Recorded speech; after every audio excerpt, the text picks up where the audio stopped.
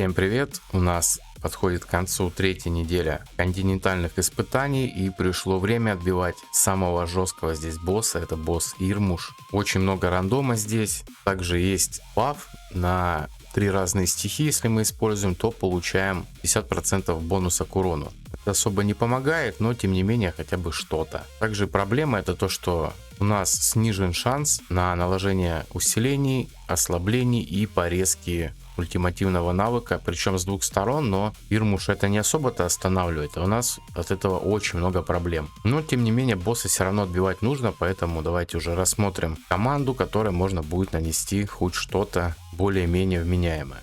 Если вы хотите поддержать канал, вы можете просто осуществлять свои внутриигровые покупки по моей ссылке в описании под каждым роликом по очень выгодным ценам, за что вам буду весьма благодарен. И также внутриигровой магазин, в ежемесячных наборах вы можете ввести мой код создателя и получать за это каждый месяц бесплатный гелиолит.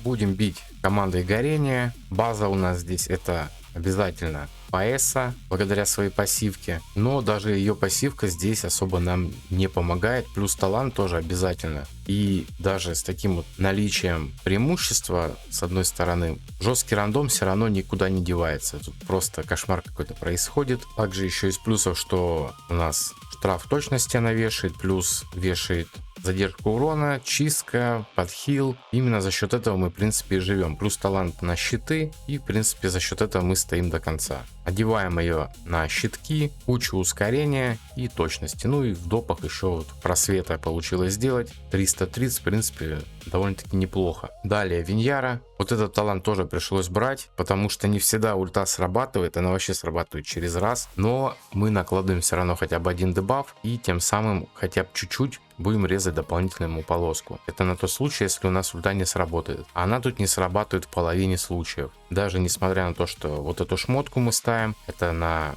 дополнительную проверку, если что-то не сработало, но даже с ней у нас просто через раз вешаются дебафы. Также полоску она очень редко режет на самом деле, поэтому ну просто жесть. Поэтому даем ей просто кучу точности и мифик на раздачу точности тоже обязательно. Артефакт часы, другие артефакты даже не пробуйте ставить на увеличение урона, мы больше потеряем. Обязательно именно часы. Ну и ускорение в допах тоже есть. Также из плюса у нас хотя бы есть аура на точности. Обычно у команды горения, если они без Ашетиуса, то у них вообще никакой ауры нету. Тут у нас хотя бы имеется аура на точность. Питомца я поставил Джина, просто потому что у нас таланты на нем более-менее. Можете попробовать поставить кота. Тут уже смотрите, какого питомец у вас лучше, но кот скорее всего также будет через раз вешать свой дебаф на увеличение массы урона, поэтому я решил поставить все-таки Джина, чтобы он хотя бы бафал моего Дурема на атаку. Также Дуремчик таланты использую вот эти, все в урон, и ну 104 точности мне в принципе хватает. Также пробовал в принципе с вот этим талантом, и он мне вообще не помог. То есть если вы видите, что Дурем накладывает мало дебафов со своего ультимейта, это не значит, что ему там точности не хватает. Это все из-за того, что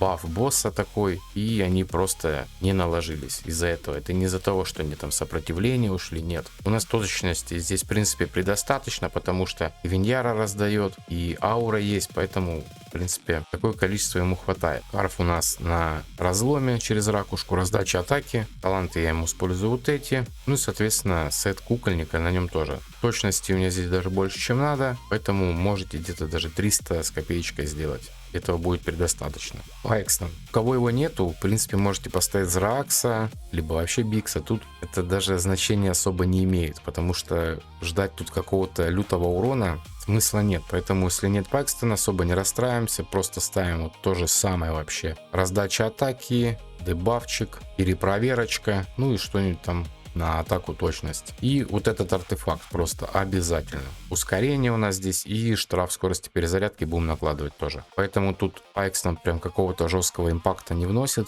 так что можно будет его заменить. Но с ним все равно урона, конечно же, будет поболее. Также атака, ускорение, тут тоже точность, ускорение, просто выжил ему максимум ускорения. Все, это все, что от него здесь требуется. Тайминги вообще никакие не использую, тут в этом смысла нет, потому что босс накладывает на нас молчанку, у нас все сбивается, на кого-то накладывают, на кого-то нет. Ну, редко, конечно, такое бывает, но в основном вообще чуть ли не на всех накладывают, поэтому какие-то тайминги тут ставить вообще бесполезно, пусть они ультуют уже хотя бы тогда, когда у них получится. Также еще тут проблема в том, что у нас в основном все герои уже разбросаны по другим пачкам, и, соответственно, какую-то команду полноценную мы составить здесь не можем, так как все уже занято. Ту же дикость, 3 damage дилера ставить флору, это такое себе. Дикость в основном играет, когда у нас 4 damage дилера и какой-то мощный саппорт, который всех держит. Про их они тут особо не надамажат, тем более с такой рандомностью во всем. Дикости тут явно делать нечего, потому что стаки горения они хотя бы все равно там с боевого как-то накладываются и происходят взрывы от Дурема. Поэтому хоть какой-то урон мы здесь наносим. Также я пробовал через призыв бить. У меня с 5-й Лильванис получалось урона нанести меньше, чем вот такой вот командой. Поэтому можете даже особо и не пробовать, не заморачиваться. Ставьте горение и бейте непосредственно уже ими. Так, в принципе, все. Тут особо уже выдумывать-то и нечего. Босс, реально, очень жесткий, очень рандомный. Поэтому оставляем его на десерт. Бьем уже, чем осталось. Особо не расстраиваемся, что цифры маленькие. Они такие, в принципе, будут у всех. В принципе, вот это 270 с копейками мне получилось набить. Это больше, чем я вообще видел и на Китае. И пока что на данный момент, в принципе, по группам скриншоты смотрел. В основном там 240, 250 бьют. Поэтому еще неплохая команда получилась. На этом, в принципе, все. Всем спасибо за просмотр. Какие-то